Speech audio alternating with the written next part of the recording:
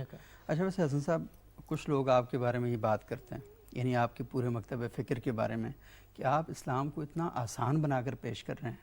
اور جس کے نتیجے میں مطلب یہ جو مغرب ہے بہت خوش ہوتا ہے، اور وہ جو تعبیر و تشریح آپ اسلام کی پیش کر رہے ہیں، اور وہ بس ہر بندے کے لیے بہت مزے کی ہے اور وہ بڑا انجوائے کرتا ہے، تو مطلب اتنا آسان بنا کر آپ نے پیش کری، دین کو تھوڑا سا مشکل ہونا چاہیے تاکہ ذرا عمل کرنے میں تھوڑی ٹینشن ہونی چاہیے۔ دیکھیے جو لوگ اس طرح کی بات کرتے ہیں میں ان سب کی عزت کرتا ہوں، ان سے بڑی محبت ہے ہمیں، اور ظاہری بات ہے ہماری آخرت کی فکر میں یہ بات کر رہے ہوتے ہیں، ان سے کوئی خلاف دین بات نہ نکل جائے،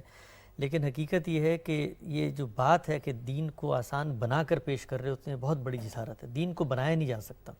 احداث فی الدین یہ افتراء علی اللہ ہے، یہ ان 5 جرائم میں شامل ہے۔ صحیح۔ تو اللہ تعالیٰ ہر اس شخص کو بچائیں جو دین کو اپنی طرف سے کچھ بھی بناتا ہے، مشکل بنائے تب بھی افتراء علی اللہ اور احداث فی الدین ہے، آسان بنائے تب بھی افتراء علی اللہ، یعنی اللہ تعالیٰ کے اوپر آپ ایک بات الزام لگا رہے ہیں کہ جی اس نے یہ کام کیا، اگرچہ اس نے یہ کام نہیں کیا۔ تو یہ جو خود سے بنانے کا کام ہے، مشکل ہو یا آسان،